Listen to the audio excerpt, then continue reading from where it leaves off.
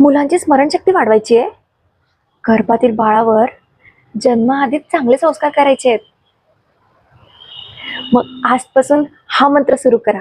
तो मंत्र आहे गायत्री मंत्र. ओम भूर्भुवस्वः तत्सवितुर्वरेण्यं भर्गो देवस्य धीमहि धियो यो नः प्रचोदयात.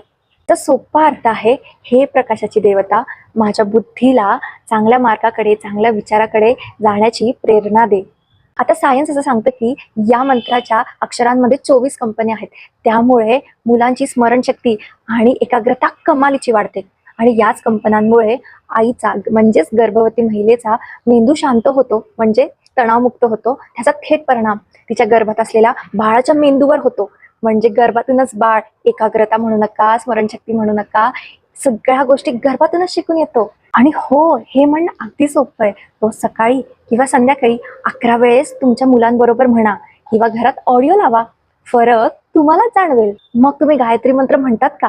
मला कमेंटमध्ये आवर्जून सांगा. आणि हा व्हिडिओ आवडला असेल तर फॉरवर्ड करायला विसरू नका.